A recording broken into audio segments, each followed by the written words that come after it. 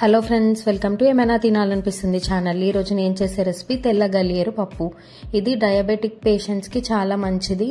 ఇది చేసుకోవడం చాలా ఈజీ, హెల్తీ రెసిపీ. ఇది చేయడానికి ముందుగా కందిపప్పుని జస్ట్ వాటర్ వేసుకొని ఉడికించుకొని తీసుకోవాలి. మెత్తగా ఉడికించుకొని పక్కన పెట్టుకోవాలి.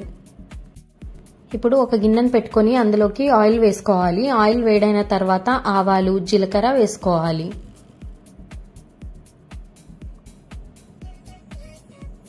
పచ్చిమిర్చి ముక్కలు, సన్నగా కట్ చేసుకున్న ఆనియన్ వేసుకొని వేగనివ్వాలి.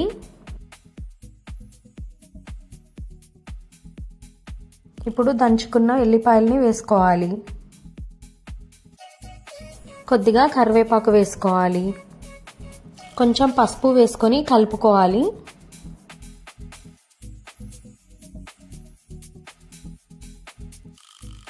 ఈ విధంగా ఆనియన్ అంతా వేగిన తర్వాత కట్ చేసుకున్న తెల్ల గలియేరుని వేసుకొని కలుపుకోవాలి.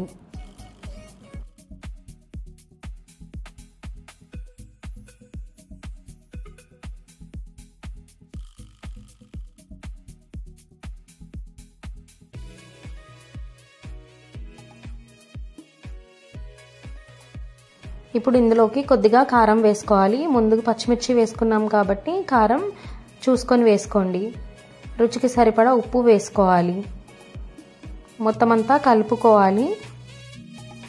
ఈ ఆకంతా ఉడకడానికి కొద్దిగా వాటర్ వేసుకొని కలుపుకొని దానిపైన ఒక ప్లేట్ని పెట్టుకొని ఉడికించుకోవాలి.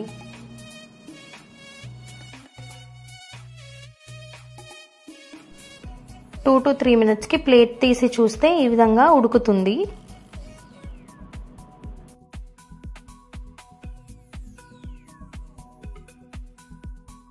ఇప్పుడు ఈ విధంగా బాగా ఉడికిన తర్వాత ముందుగా ఉడికించుకొని పెట్టుకున్న కందిపప్పును కూడా వేసుకొని కలుపుకోవాలి. పప్పు వేసుకున్న తర్వాత కూడా 4 to 5 మినిట్స్ వరకు ఉడికించుకోవాలి.